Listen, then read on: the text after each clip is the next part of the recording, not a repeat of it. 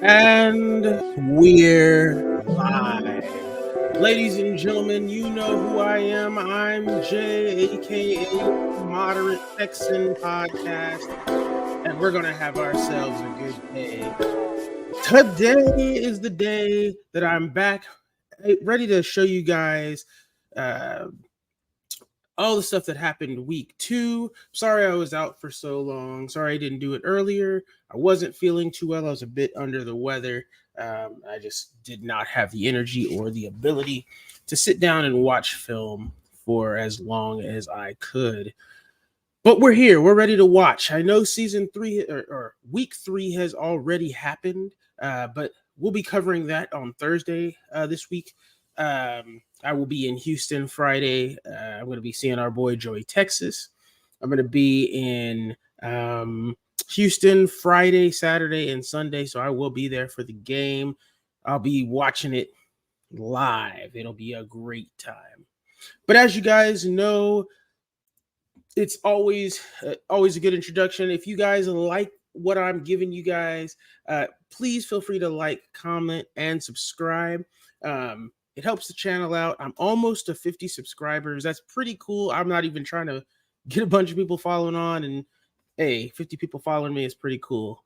Also, if you want to get in contact with me, my social media information is down below. You can get in contact with me on X or Twitter, whatever it's called now. You can email me at themoderatetexan@gmail.com. You can get at me on Discord if you're in any of the Discords that I'm in. My name is Dex Raven on there. Hit me up on PlayStation. Hit me up wherever I am available. Feel free to message me. Feel free to email me. And if you have questions or comments or anything, feel free to hit me up privately, hit me up in the comments, hit me up in the chat, wherever that may be. And as always, if you guys have anything you need me to pray for, or just want me to pray for, anything you want me to shout out for you, let me know in the comments, let me know in the chat, let me know wherever.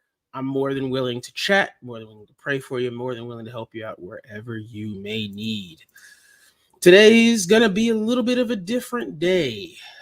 Instead of doing the quick side note like I usually do, there's going to be some discussion today. We're going to be talking a bit about the film, so there's going to be less film plays that I'm looking at today.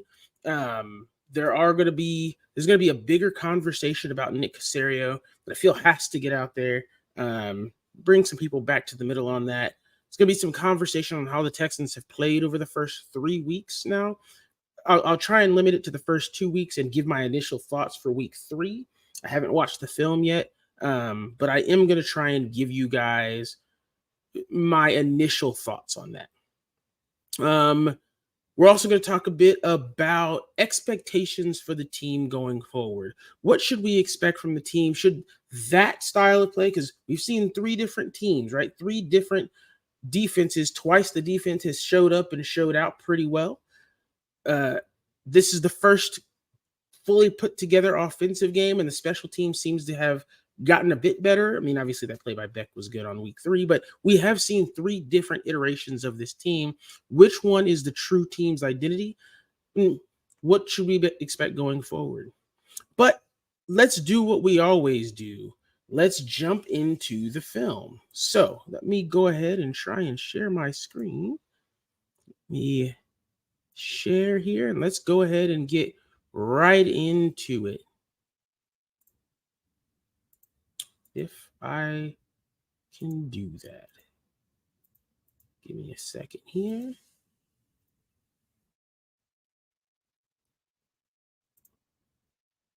We are having a bit of trouble.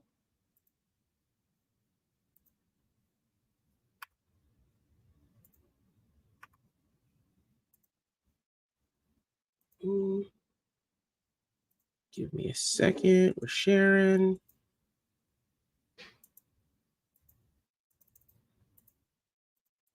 Cool. I guess I got to share the whole window. We're going to share the whole window. Hopefully that works out for us. All right. So let's get into the film review here. That's very strange looking. All right. So we start off with this first play here. What's up, Alpha? Good to see you. All right, I'm gonna play this a couple of times. This looks like a really bad play from scrimmage, but once we get to the tight view, uh, you're gonna see why this play works. So we're gonna view this one more time here. Keep in mind, this is also the first play of scrimmage. So from scrimmage that we have had. Obviously, the Colts just ran down the field. They scored. They Anthony Richardson ran it in for about 20 yards. But this is the first play. So kind of watch this three times. You know, Dameon Pierce gets tackled in the backfield here. Let's see what happens from the front view. Now, Jarrett Patterson is the center. We know that Kendrick Green is right here at left guard, Shaq Mason at the right guard, George Fant at the right tackle, and we have Josh Jones over here for the Josh Jones is over here for the left tackle. All right, so let's take a look at what happens here. And we get ourselves a tackle for loss. Now, what I want you to understand and what's happening here, I'm going to point two things out. First, I want you guys to keep your eyes right here. This is where the loss happens, right? This is Kendrick Green. This is Jarrett Patterson. All right, let's take a look. So this is Grover Stewart right here. Great dude, great player. Initially on this play, this play looks like it's blocked up to where the center is supposed to take Grover Stewart. The left guard chips, and he's supposed to get up here to either take EJ Speed or Franklin or Leonard, whoever crashes down, but it's probably going to be Speed. That's probably going to be who he's supposed to get. Josh Jones takes 52 over here. He gets him out. Kwity Paye is being blocked one-handed over here by, I believe that's Dalton. No, that's Tegan Vittoriano. You got a double team block right here on 99 with Fant and Mason. And the linebackers are kind of just stuck right here, right? So this is more likely where he's going to go with this ball. Now let's look. Again, Kendrick Green is not Grover Cleveland off of his leg. Look, if I play, he was one-footed. Jarrett Patterson never gets reset. And right here, we're already looking at Dameon Pierce, who has just gotten the ball. And within 1 yard, Grover Cleveland is already within 1 yard of him. This is where the line of scrimmage is. This is where Grover Cleveland is. This is where the handoff happened. He's already there, and he hasn't run him back. He walked him back. There's only one spot to go with this ball. Look, the line of scrimmage is here. We can see that. Look at this. Grover Cleveland is way back in the backfield. There's nothing that can have. Actually, look, 50 is going up here to 44. Beck is coming here to speed. Dameon Pierce is making the right read, but there's nowhere he can go with the football because Jarrett Patterson just gets handled. Everything else is blocked up.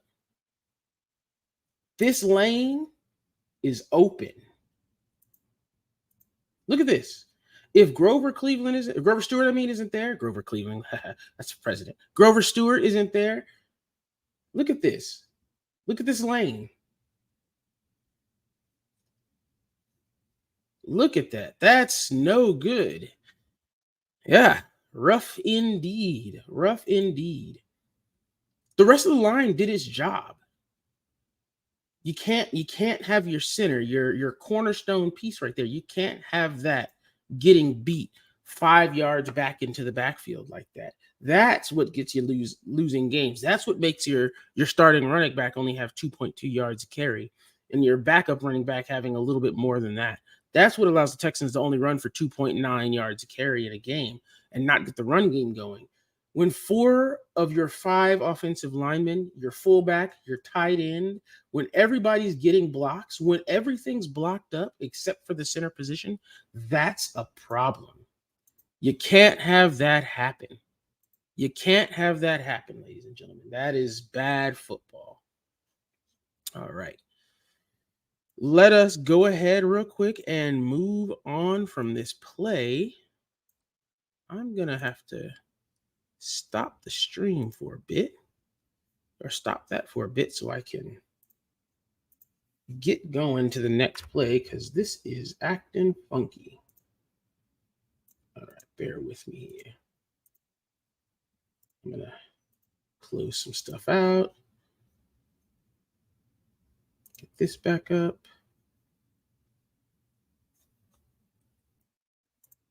All right. Here we go. And we got to get to 9:10. So bear with me while I get to this next play. Share screen again. Cool. It doesn't want to do what I wanted to do. That's fine. All right. I think it means most teams sell out to stop Pierce whenever he's on the field. You can't chance a light by. Yes, I do think that happens as well. I think most teams do sell out and go for him. However, and we'll talk about that a little bit later as well, because I wonder who the blame is there. Is that a issue with Slowick? Is that an issue with Stroud? Is that an issue with the center? We'll talk about that, right? So let's look at this next play. If it decides to play for me here. Hold on. NFL. The NFL app. That's awesome. The NFL app just decided to die on me, y'all. That's phenomenal. Let me go ahead and get back to the all-22. Let me get back to where I was. All right. We're back. We're back. Here we go.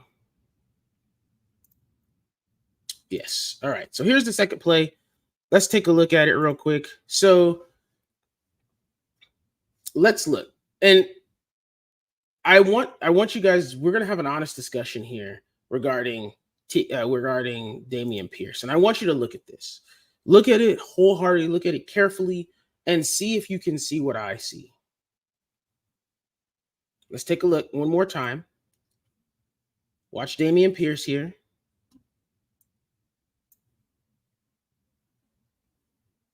All right. Now we're going to look at this from the type view, but then I'm going to come back to this view because I want you guys to see something that I'm seeing. And this is very frustrating to me. So let's go back. Let's do it one more time. Let's look at it from that type view one more time. And all right. Now we're going to look at this from the side view. And here's why. Ladies and gentlemen, I am super frustrated I've been super frustrated, just like you guys have been with the run game. I think there has been so much that we have left on the field that it has been crazy. Why? Has it been our offensive line? Has it been the running backs? Has it been bad play calls? Is it that they're stacking the box? There's 8 here, right? Because you got a guy up on the line, and yeah, maybe it's the stacking of the box. Maybe Pierce isn't as good as he was last year, but I want to show you something that has been a common thread that I have noticed over the past several games. So let's take a look at this. What I want you to notice is this right here is Dameon Pierce, and this right here is Andrew Beck. Follow Andrew Beck. Just follow him and see if you can see. Remember, this is Andrew Beck right here. Follow Andrew Beck. Now, I'm going to play that one more time. In the comments, I want you to tell me what you think Pierce should have done there. Because I'm going to tell you what I think he should have done. Andrew Beck goes outside where he has Tegan Cotoriano at the second level blocked up. Look at this. This is blocked up. This is blocked up right here. This is going to be blocked up right here. If he goes outside, Beck has this. He chips this and blocks this. As you're saying right there, follow the great block Beck set up for him. Instead, what he does is he cuts back inside for no reason. None. Other than maybe he saw 44 coming in. If he sees 44 coming in, why run towards him? You have blockers right here. Tegan Cotoriano, who's proven he can block. Look, that's Shaq Leonard. This is Shaq Leonard right here. He's proven he can block up defensive ends, linebackers. Easily, he can block up safeties and DBs as a whole. And then you have Andrew Beck, who's also done the same thing. Why in the world would you go away from that? Run around. Stay over here. If he does that, he doesn't get hit here. He's not looking for contact. He's not getting hit from behind. Instead, he's one-on-one with the safety. And how do we know this? Because this guy would have been blocked up, and this is the next person in phase. This is the next person able to get to him. Instead, Dameon Pierce cuts back inside for no reason and gets tackled. He left at least a first down on the field. He could have had so much more. This could have been a play that we saw last year with Pierce against the Chargers, where he runs a 75-yard run all the way down the hash. Actually, it was this same hash right here that he ran it down. He could have had that same thing happen again. Instead, he cuts back inside for some silly reason and gets tackled for what? 3 yards? He gets tackled for no reason. Now, I would assume that the running back coach is talking to him. I'm gonna be honest here. I'm hoping that instead of, I don't think the running back coach is even assuming that Pierce can run through somebody. I'm thinking he's gonna, if I'm the running backs coach of the Houston Texans, I'm telling Dameon Pierce, I'm yelling at him right now. Him and I are having a big conversation because I'm telling him, follow your blockers. I don't know what you're doing, man, but follow your blockers. Two of the best blockers on this team are blocking to the outside, leaving you a wide open lane. Follow that, because no safety in this league is going to bring you down easy. But a linebacker, that's a different story. Follow your blockers.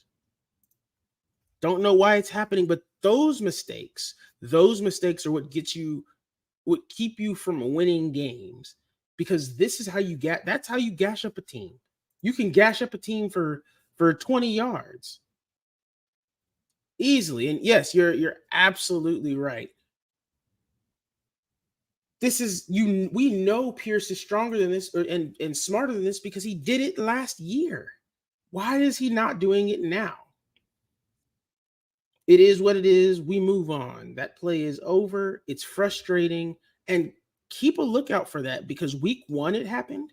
Week 2 it's happened. And week 3, I've even seen it happen going forward. So let's move on to the next play. It is at 26:54.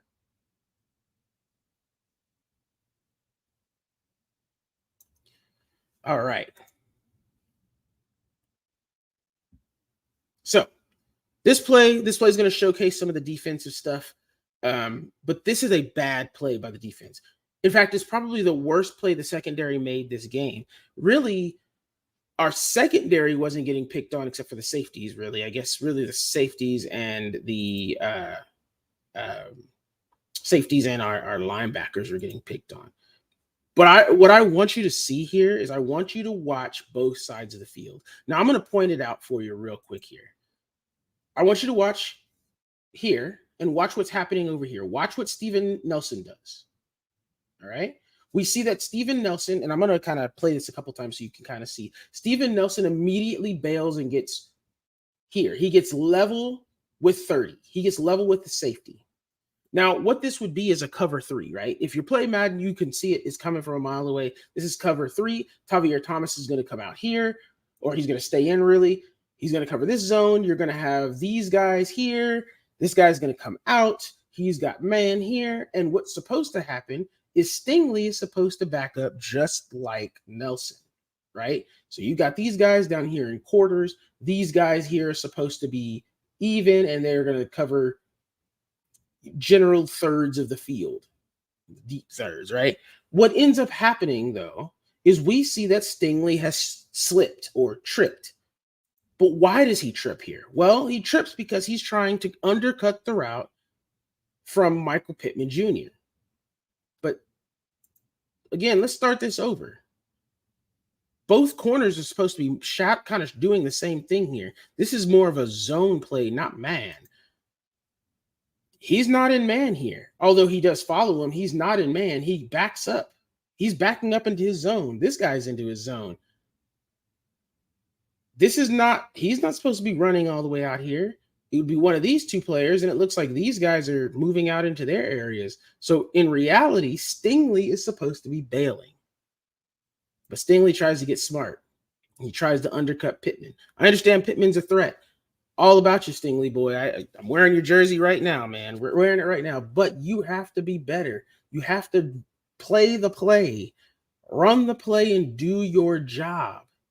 Because had you run the play and gotten back and bailed like you're supposed to, over here, this doesn't happen. This is underthrown. You're there. Much easier. What's up, Jerry? Good to see you, man. But this is a Stingley play. This is a bad Stingley play. And as much as good as Stingley was on this field today, in this instance, this ain't it, Stingley. I need you to get back like you're supposed to. And you can tell that this is what's supposed to happen because all of these guys are keeping their eyes downfield. All of these guys seem to be in their right spots. They have got this zone locked down, but it's this zone that matters. And Stingley, you messed up, and that allows a massive play, an easy play for Gardner Minshew. And you can see it even better here because you'll see Denzel Perryman kind of freak out. But look, once he sees it's open, Perryman's like, wait, what? What happened here? That's all on Stingley. You can't try and undercut a route when the play says, get back in coverage, man. That's not something we can do. That's not it. That's not what's happening. All right, let's get to the next play. This is going to be a shorter film review. Like I said, we're only going to go over 5 plays this time because we're going to have some conversation. It's time to bring people back to the middle. You guys know what it is. This is the Moderate Texan podcast where we look a little bit into the darkness, find a little bit of light, and bring people right back to the middle. All right, 49. Here we go. All right. Maybe I could agree with that. Maybe some of the noise gets into Stingley's head, and he was pretty good in Baltimore. The only thing he was bad at, again, is run blocking, or really run tackling. He's not good against the run. That's his weakness. But yeah, that's I could see that. Ooh, that's not the right thing. Not mean to bring that up. Over here. All right, let's get to this play. All right, this play, much better. Unlike the secondary who made a mistake last play that we saw last rep, this is a much better play by the secondary this play. Much better. Why do I say that? Well, let's look at it again, right? We have what looks to be single high, maybe some cover one over here. Looks like, man, everybody's blocked up pretty close. How many are we possibly bringing? This looks like 4 maybe. Nope, it ends up being 5. We bring 5 here. This is a blitz. Perryman comes a bit delayed.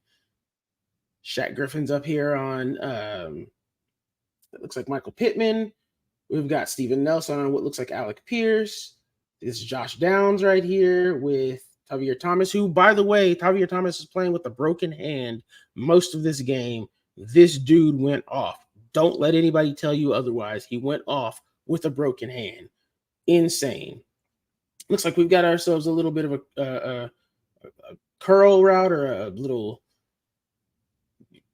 slant route or something that's going on right here. Maybe a flat that's going on. 12-2 is coming over here for help. We've got the safety over here as well. Let's look at this. Great coverage.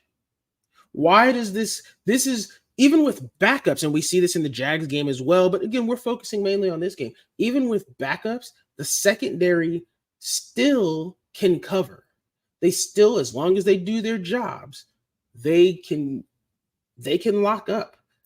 And they seem to be doing that fairly well. Corners, doesn't matter who's in there. Corners, safeties, they can do it well. Do I want to see Graylin Arnold in the backfield back there too often? No, probably not. And it'll be much better when we get Ward and Petrie back. But you can see that they weren't beat here. And this blitz was dialed up at the right time. It forces Minshew to get the ball out quick, and he has to throw it out here. Otherwise, there's a play that the DB can make on the ball. And he's got safety help as well. This is what we are expecting from DeMeco Ryans' defense. Whoever comes in can make a play. As long as they do their job, they can make a play.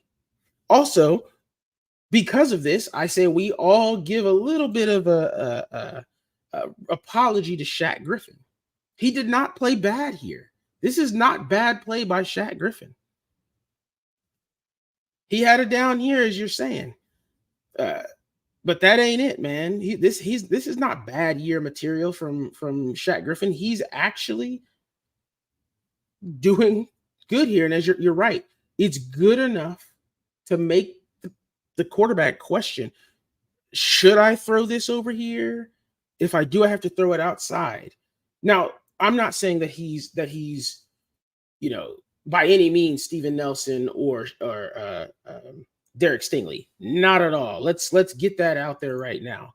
But what I am saying is he's done good enough, and he's doing good enough here to stay with his man and make plays. As long as he does his job, Griffin is fine by me. We're still in okay shape. Secondary's missing one piece out of 4 going forward. I'm fine with that. That is A-okay. And when we look at it from this angle, not a 4, I mean, not out of 5. When we look at it from this angle, look at that. That's Hughes. Not very fast. We're not really getting any penetration up here from our defensive tackles. We're not getting anything over here. But look at that. Look at that. That's not bad. Not a pressure, but it does make Minshew get the ball off faster. And that's what you're looking for from this defense. That is good work right there. That's all we're asking for. Good play. Now, let's get to the last play, and I like this play a lot. Get to 53-18.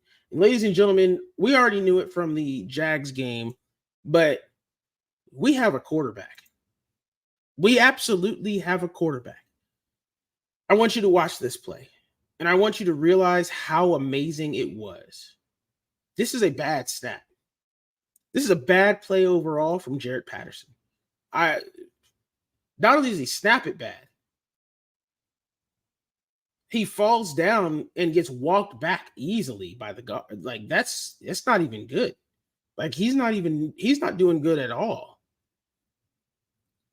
But what we see here is the lack of panic. There is no panic from CJ. Here, I'm going to pause it in certain points.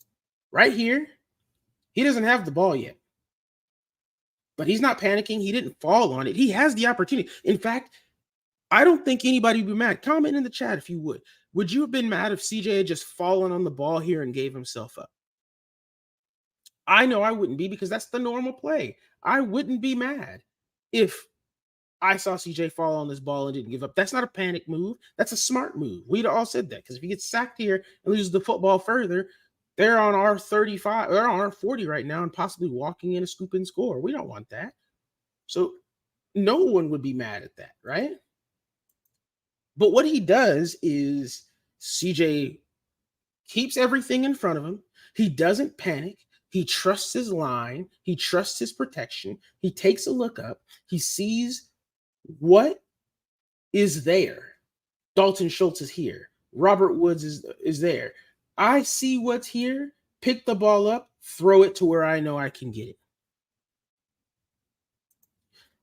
That is poise. That is elite level poise. We've been talking. There's been a lot of talk about of Joe Burrow and the ice in his veins. I like that you brought this up, right?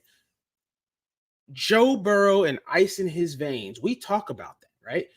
CJ Stroud is showing it right here. Look at this. Puts the ball in play. This is The ball's rolling. So right before the Jags game, and I'm going to pause it here real quick because I want to talk about this.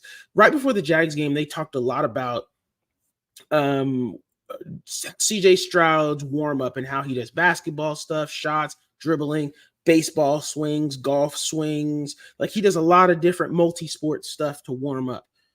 And that's part of his pregame ritual.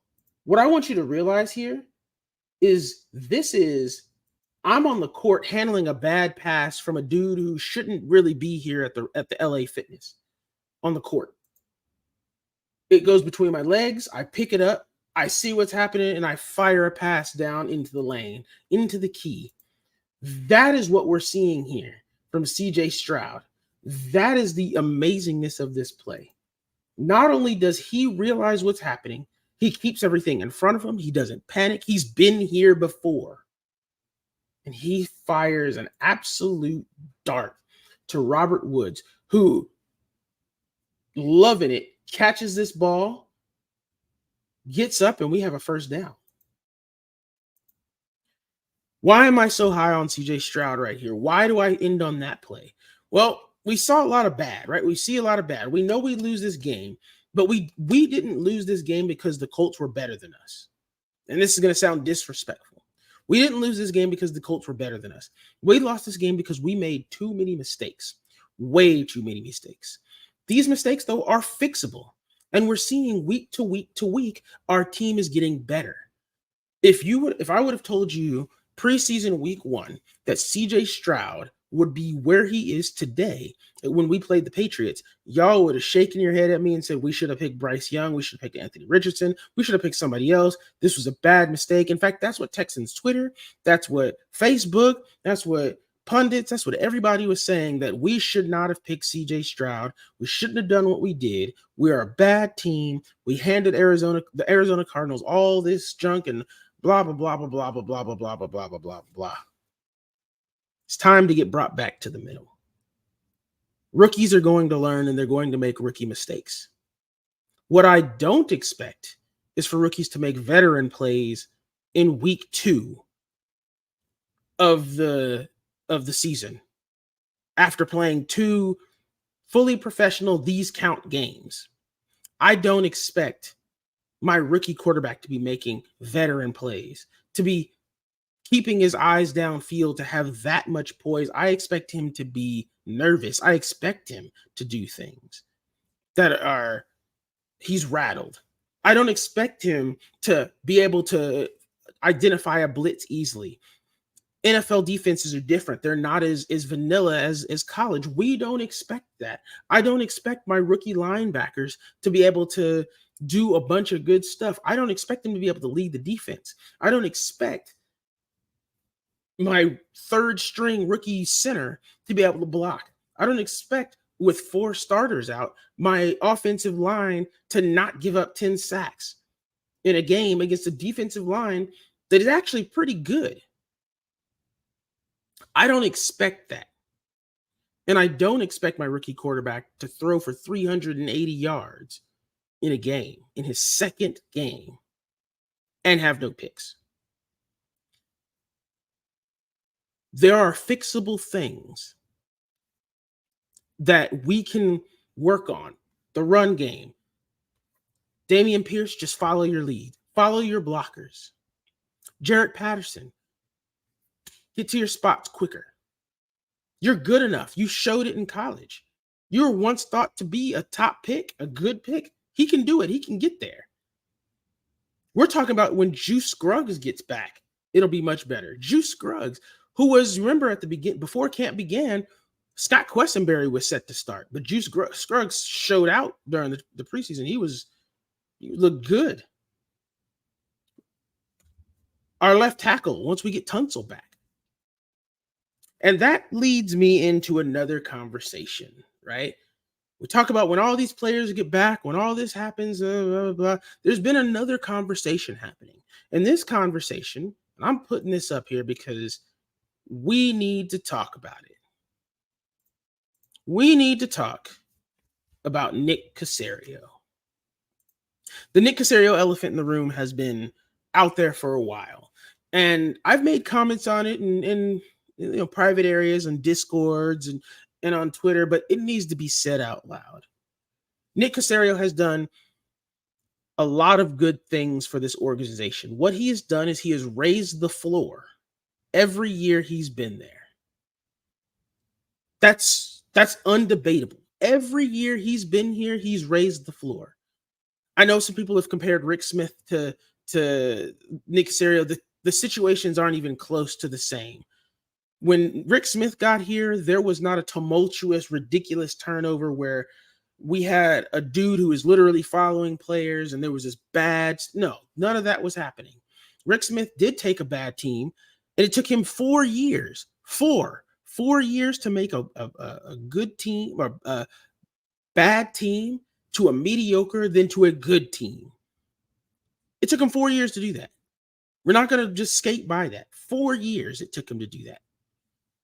Nick Caserio, since 2021, took a bad team. Yes, he messed up on some coaches. Is what it is. Yes, he messed up on some picks. It is what it is.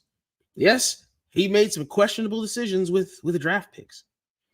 It is what it is. With those trades I'm talking about, not with who he picked. And we'll talk about that also. Yes, he's traded for players that he's cut later. It is what it is. Yeah, he absolutely has to have some questions asked because he didn't address depth, knowing that we needed it, especially with the Kenyon Green situation. It is what it is. But let's talk about what he's done good. And let's first give you some context, because that's what we're here to do.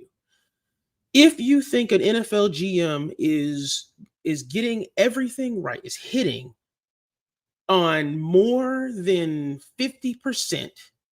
No, I'll give 50%. If you think he's hitting on more than 50% of his moves, I'm telling you, you don't know what you're talking about. The best NFL GMs are batting close to 400. And when I mean 400, I mean 40%. This is baseball. They're batting, we talk about 300s is a really, really on fire hitter. That's how NFL GMs are. 40% is elite. 35 to 40% is great to elite. 30 to 35%, that's good to great. Nick Caserio has hit on about 30 to 35% of his moves. I would say about 30%. He's in that good category. Anything under 30%, you're looking at below average to bad. But Nick Caserio has hit on 30% of his stuff. Let's look back at his first draft. Nico Collins has probably been the biggest hit of that draft. In that same draft, we drafted Roy Lopez. We drafted Brevin Jordan, Garrett Wallow, and Davis Mills. Davis Mills is a good NFL backup, but that's not what you drafted him for. But at the same time, you had to have a plan for Deshaun Watson, and you didn't have a first-round pick or a second-round pick, so you had to make that pick. Got it. It is what it is, right? But Nico Collins he was traded up for, and I know we hear about Amon-Ra St. Brown. Nico Collins has the same skill set. They're almost the same player. The problem is Amon-Ra St. Brown is healthy, and Nico hasn't. That's been the problem. But if Nico can stay healthy, look at what we're seeing, right? It is what it is. Now, let's talk about the rest, right? Brevin Jordan. I don't like Brevin Jordan. Y'all know. First, let me apologize to Brevin Jordan off the bat. He's been playing fantastic through these first 3 weeks. But Brevin Jordan, is he a hit? I don't know. Garrett Wallow, I don't even know if he's on the team. I don't remember. I think he might be on the practice squad. Good player, but not really the best, right? Wasn't a hit. But we can at least say that one player in that first draft has been somewhat of a hit. He's had great NFL play. Same with Mills. But that draft is But again, that's kind of a throwaway. It was 2021, his first year. He came in late. It is what it is. Second year, this is when we take Stingley. This is when we take Kenyon Green.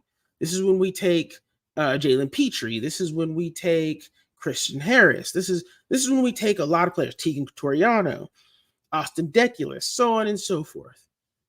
Out of that draft, we know that the absolute hit is Jalen Petrie. Jury's still out on Stingley. Jury's still out on Kenyon Green. Both of those guys have had injury history, and they continue to be injured. Are they bust? Can't say. It's too early to tell. We could say that Tegan Catoriano has had pretty good success. Now, he's not putting up big, flashy catching numbers, but go watch that man block. And I'm going to propose something to y'all. And I know y'all are going to roast me here, but it's okay because I need you to name someone better. Outside of George Kittle, name me a better blocking tight end than Tegan Catoriano in the league. I'll wait. Put it in the chat if you know someone. Outside of Tegan Catoriano or outside of George Kittle, name me a better blocking tight end in the league. Not fullback, tight end. I'll wait. That I can, because of that, I'll almost give him a hit there, but he looks good. Everybody else in that draft, we don't know yet. Christian Harris is a starter. He's picked up in the 4th round. John Mechie's picked up there. Don't know yet because he was missed a bit, but hey, it is what it is. But we know we got starters out of that. Jalen Petrie being all-pro to Pro Bowl. Pro Bowl at the minimum, all-pro at the top. Easy. Now let's look at this draft.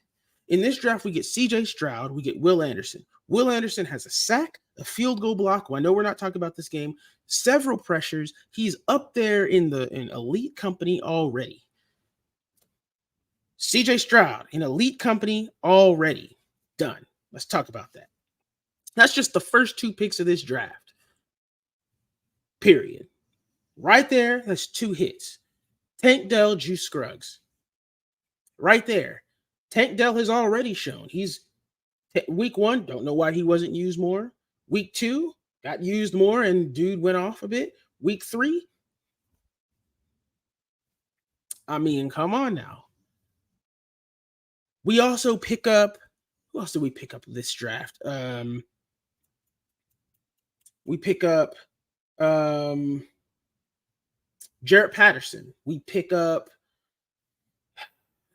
who else do we pick up in this draft? I'm blanking right now. But we pick up a good amount of talent. A good amount of talent.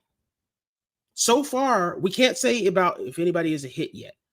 But it certainly looks like 4 players are possibly his. 12 is out there starting.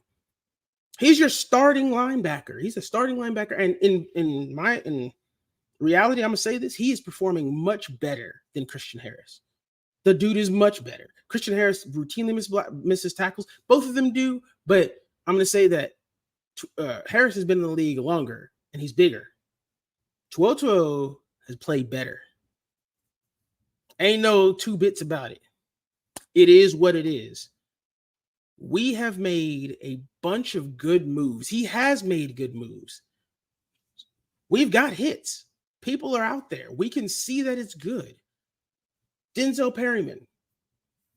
I'm not going to say he's a top linebacker in the league, but he's above average. That's absolutely true. Josh Jones, Kendrick Green, and Shaq Mason, George Fant. Nobody's going to talk about that, but that's 4 people that have helped you significantly on this line. Drafting Jarrett Patterson. Good stuff. Michael Dieter. Good stuff. He has addressed this line. But let's bring it back to the middle. Let's talk about the other side. What he hasn't done is he has not raised the ceiling. He hasn't addressed that like a GM should have. What he should have attacked first was the ceiling, not the floor. Good teams, really good teams, raise their ceiling and then raise their floor to match, right? So one of the best ways to kind of explain that, one of the things that I saw here, I want to say Kovu had mentioned it here, Last Son of Fiction here. Again, big shout out to you. You mentioned something about Howie Roseman, right? Even Howie is whiffed big in a draft. Howie Roseman, what he's done is he raised the floor of the entire team. But first, he raised the ceiling. And that kept them there. Once he raised the ceiling, he got the floor good. He got the floor up. They missed the Super Bowl, right? They make the Super Bowl, they win it. Then they had some fall off. But notice their floor was still high. Even with people out, they were still real good. Then they got the ceiling back up. They got everybody they needed. And now their floor is way up there. Look at the Steelers. The reason they're able to continue to maintain success is because they are able to keep their ceiling high and their floor is high as well. What Nick Caserio did is he came in and treated this like a good team, not a bad team. If he had come in treating it like a good team or like a bad team, he would have tried to raise our ceiling and got as many good players as possible first. Raise the ceiling, then raise the floor. That's what you have to do. It is what it is. But let's be honest about the conversation with Nick Caserio. He's done good. He's done bad. But he is not gone after this year. He's going to get 4 years minimum. And if by next year we're still a terrible team, which I don't believe we will, that's when he should get the axe. But at this moment, everything's too early to tell. If this draft is a hit, we're calling him a top 5 GM in the league. Period. There is no ifs, ands, or buts about it. He's a top 5 GM in the league if this draft is a hit. If it's a bust, and next year's a bust, we're talking about he's getting fired. He's on the hot seat. This league is not won year to year. It's won years ago. You get to the Super Bowl because of what you did years ago, not because of what you did this year. Come back to the middle. Remember that. Remember that. All right. Let's jump on in. I wanted to talk about my initial thoughts on the Jags game, mainly because I watched a bit of the film, and there is a theme that I've been saying for weeks and weeks and weeks and weeks. First, mistakes. D'Amico Ryan said it best. It's not that we're losing these games because of the teams are much better than us. The Ravens were not much better than us. Yes, they had a better team on paper, but that secondary locked them up.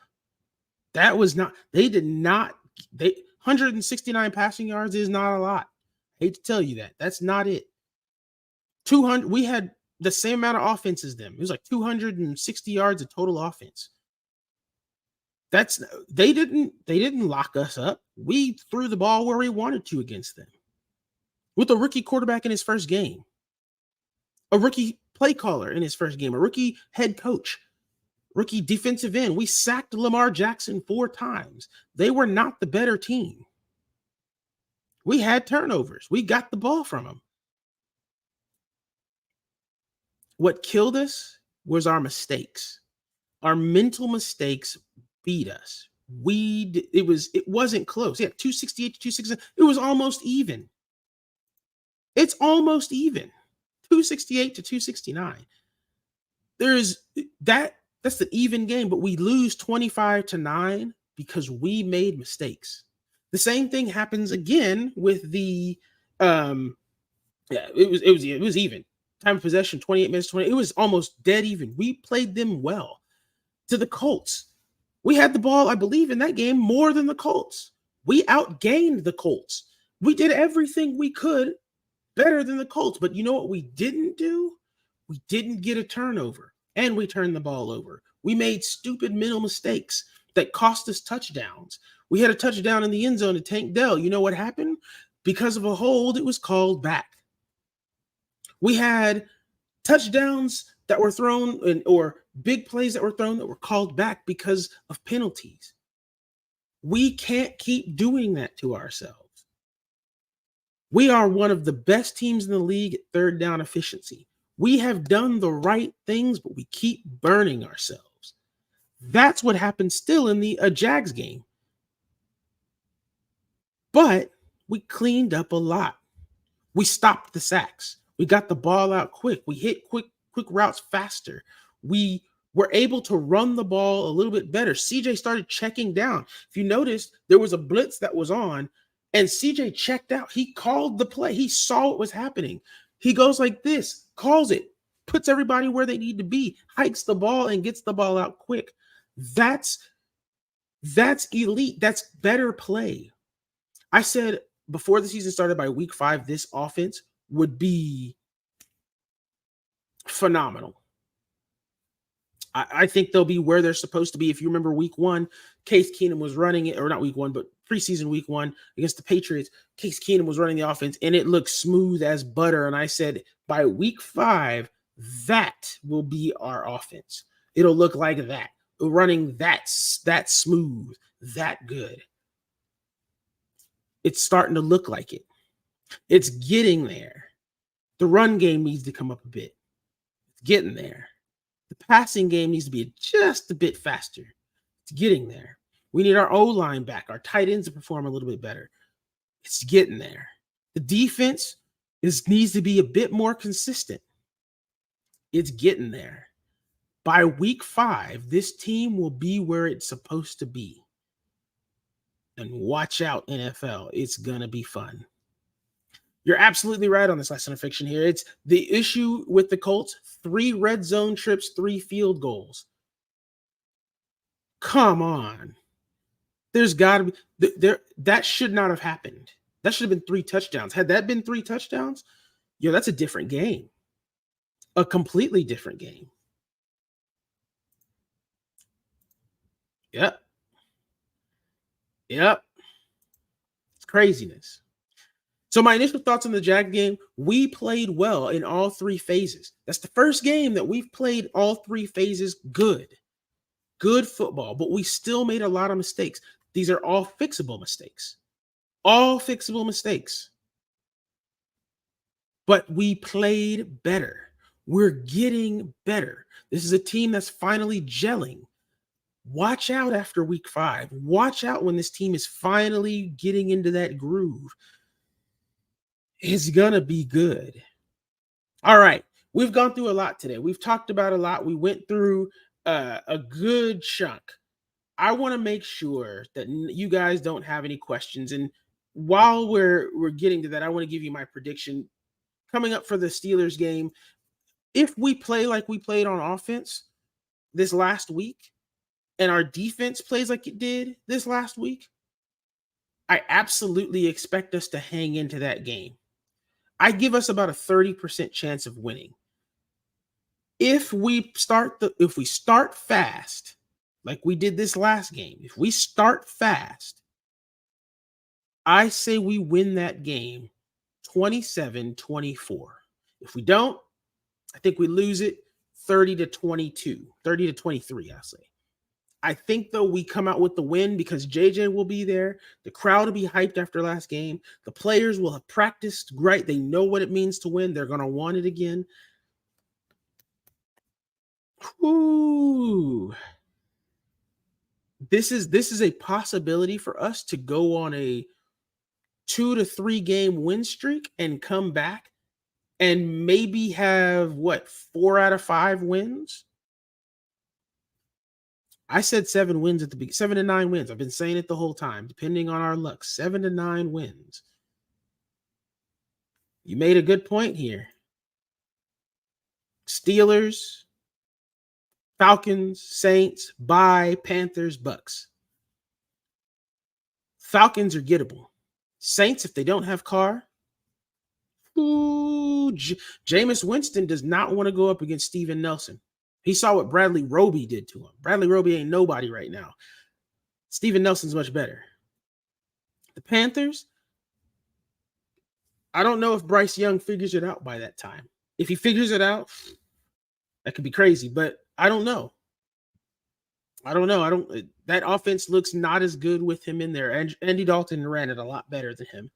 The Bucks will be tough because Baker Mayfield's been playing good. Will he regress back to the Baker Mayfield we knew over the last 2 years? Don't know.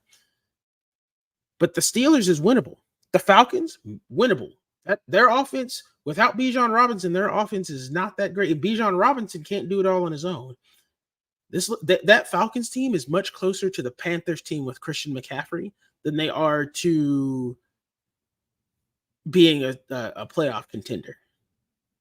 Saints without Carr, that defense is still good. So I think that's a possible loss. Bucks as well. The Panthers team, their defense is okay, but it's not that great. Their Their offense is not really showing out that much. We have some winnable games there. We have an opportunity. All right. If there are no additional questions, y'all know how I am. Y'all know how it is. Y'all have been able to watch, listen, learn, hear, know who I am. We have been able to look into the darkness. We've been able to find a little bit of light. We've been able to come back to the middle bit. Y'all know who I am. I'm Jay, aka the Moderate Texan. If you want to follow, go ahead and do it. Hit the like button, hit the subscribe button. If you want to hear more, give me some comments, give me some feedbacks, give me some stuff you want me to look at. I'll definitely look at that with you. Hit me up on X, or Twitter, whatever it is. Hit me up on my email. It's themoderatetexan@gmail.com. Hit me up wherever you see fit. I'm here for you. I'm ready for it. Let's have ourselves a good time. This week, I'm going to be trying to get my video out on Thursday since I will be gone. It is what it is. As always, you guys know the podcast also streams on Google Podcasts, Apple Podcasts, and Spotify. Spotify has the video. If you just want to hear the talk, listen to it on Apple or Google. Spotify does have the video podcast. As always, it's been fun. I'm Jay, aka the Moderate Texan. Love y'all. H-Town. See y'all soon.